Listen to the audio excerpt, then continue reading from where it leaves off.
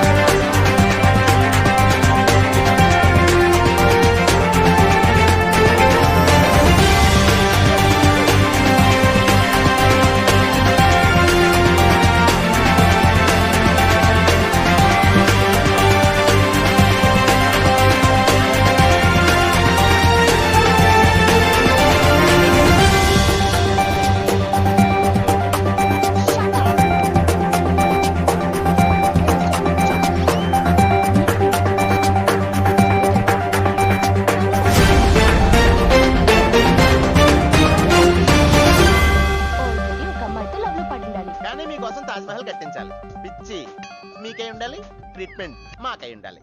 అంటే నాకు పిచ్చా?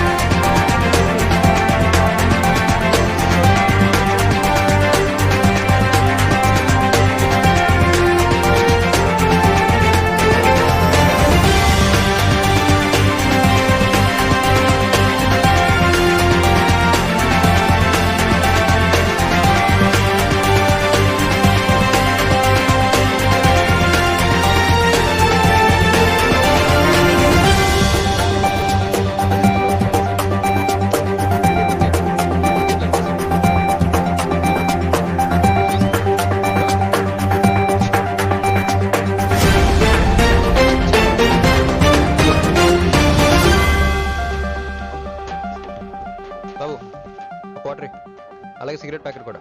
Excuse me.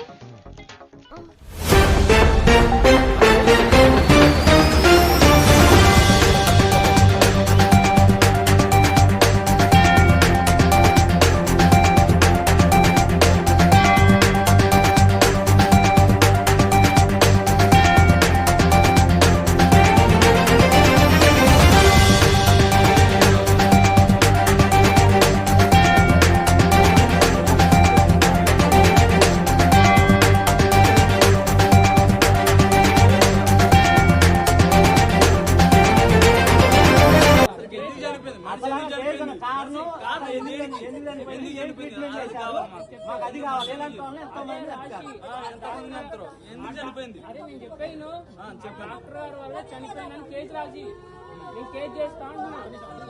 ఏం జరిగింది? ఆ డాక్టర్ గారి వల్లే చనిపోయిందని నాకు పిడిచి చెప్పు. చంద్రబాబు వేసి చంద్రబాబు కాలనీ పాలవంచ మండలం.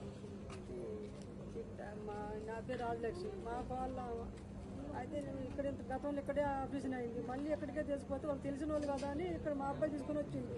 నేను చిన్న పిల్లని పెట్టుకొని నీరు హాస్పిటల్ నేను ఉంటా చిన్న పిల్లని పెట్టుకొని.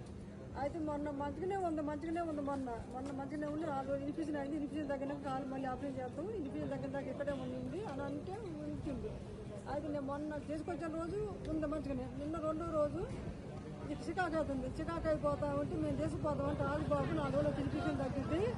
ఇంటికి దగ్గర కారు ఆపరేషన్ చేస్తే నువ్వు ఎందుకు కంగారు పడుతున్నావు అని మా అబ్బాయిని ఆఫ్ చేస్తారు వాళ్ళు. పోనీ ఎట్లా ఉండదు అక్కడే మా అబ్బాయి అక్కడే. అయితే నిన్న సాయంత్రం కూడా కాలుకి శానికి తీయాలి 6,500 ఇంటికి శానికి తీయాలని అన్నమాట. అయితే మా అబ్బాయి ఒకే అన్నాడు. నేను అడుగుతున్నా హాస్పిటల్లో ఎక్కడప్పుడు ఫోన్ చేస్తాను ఎప్పటికప్పుడు అడుగుతా ఉంటే చర్లే ఒకే అన్నాక మళ్ళీ తర్వాత వాళ్ళకి వాళ్ళే నర్సులే డాక్టర్లు లేరు. నర్సులే వాళ్ళకి వాళ్ళే ఆ రిపోర్ట్ చూసి స్కానింగ్ రిపోర్ట్ చూసి ఇదేంటే వాళ్ళే పుసుకొసలు ఆడుకుంటారు. మరి అప్పుడు పంపించినా కుదరదని అప్పుడు పంపించినా మేము మా చేతన కాడ మేము తీసుకుపోయాలిగా వాళ్ళే మాట్లాడి స్కానింగ్ తీయలే ఏం చేయలే. ఈ నైట్ చూడు బాబు అంటారు. ఈ నైట్ అయిపోయింది. నిన్న ఇవాళ పొద్దుటింతల నుంచి చికాకు అయిపోతుంది. అక్కడ చికాకు అయిపోతా అంటే ఇక మీరు మరి పొద్దున్నే పంపిందంటే పంపిద్దామా పంపిద్దాం నాకు చూస్తాం ఏం కాదు వినిపించినాక తగ్గిద్ది ఎట్టే చేసుకోండి వినిపించిన పైకి పోయింది ఎట్టే చేసుకోండి తగ్గిద్దని ఈ రకంగా తీసుకొచ్చి చచ్చిపోయింది. ఇక్కడే పోయింది పానం. కాళ్ళు కట్టారు మెదడుకొని చేతులు కట్టారు. ఇక్కడ చేతులు కట్టి అసలు రాని వాళ్ళు కూడా సీరియస్ అయ్యారు. మిమ్మల్ని ఎందుకు లోపల పడుతుంది మీరు మమ్మల్ని ఏదైనా అయితే మేము ఊపామన్నాక మమ్మల్ని మాట్లాడితే రావడం పట్టలేదు. రాళ్ళకి ఎందుకు రానిట్లేదు మా పేషెంట్ మేము కాదు మమ్మల్ని ఎందుకు రానిట్లేదు అని అరిచినాక అప్పుడు కాక వాళ్ళందరూ డాక్టర్లు అందరూ వచ్చి మొత్తం చూసి ఇప్పుడు వాళ్ళకంతా వాళ్ళే తీసుకొని పోయారు. మేము తీసుకుని సర్వ్ చేసి ఇప్పుడు వాళ్ళు సర్వ్ చేశారు. పానం పోయినాక పానం ఇక్కడే పోయింది. కమ్మ వాళ్ళే తీసుకొని ట్రీట్మెంట్ చేసుకుంటూ పోతారు. ఇక్కడ ఏం ట్రీట్మెంట్ యాంబులెన్స్ చేసుకుంటూ పోయారు. మేము వత్తమంటే వద్దు మాత్రం నాకు ఇద్దరే రాండాము ఎక్కువ వద్దంటే మేము వెనకపోయినాము. నేను నా పచ్చి పిల్లగాలు చిన్న పిల్లగాడు నా ఏమీ లేదు మాకు నా పిల్లగాలకు న్యాయం కావాలా డాక్టర్ దగ్గర తగిన చర్య తీసుకుని ఇసంటే ఇంకొకరు జరగకూడదు చూడాలి అయ్యా అది. చనిపోయిన మా మరదలు సార్ మా తమ్ముడు వాళ్ళ కాలుకి ఫ్రాక్చర్ అయింది. అయితే కింద పడది చిన్న వాపు వస్తే దాన్ని చెక్ చేయించుకోవడానికి ఇక్కడికి వచ్చాను అన్నట్టు. వచ్చినప్పుడు ఏమైందంటే మామూలుగా చెక్ చేయాలంటే నొప్పి వస్తుంది కదా స్కానింగ్ తీసి ఏమన్నా రిపోర్ట్లు తీసి మళ్ళీ కొత్తగా ట్రీట్మెంట్ చేస్తామని వచ్చారు. మంచిగా వచ్చింది నడుచుకుంటూ వచ్చింది. తర్వాత 3 రోజులు ఇక్కడ ట్రీట్మెంట్ చేశారు. ట్రీట్మెంట్ చేసేటప్పుడు మాత్రానికి ఆమెకు ఫస్ట్ రోజు మంచిగా ఇచ్చారు. తర్వాత నెక్స్ట్ రోజు అంటే బుధవారం వచ్చిన బుధవారం వచ్చిన తర్వాత ఆ రోజు పర్వాలేదు మంచిగానే ఉంది. నెక్స్ట్ రోజు మాత్రం ఆమెకి వామిటింగ్స్ ఫిట్స్ లాగా వచ్చి పండ్లు కొరగటం అట్లా చికా చేసింది. తర్వాత వెళ్ళి ఒక మెడిసిన్ ఇచ్చారు సలైన్ లాంటిది ఒకటి. ఆ సలైన్ ఫాస్ట్గా ఇచ్చారు. మళ్ళీ ఇంజక్షన్లు ఇచ్చారు. తర్వాత మళ్ళీ ఆమెకి మళ్ళీ వామిటింగ్స్ తగ్గట్లేదు అసలు.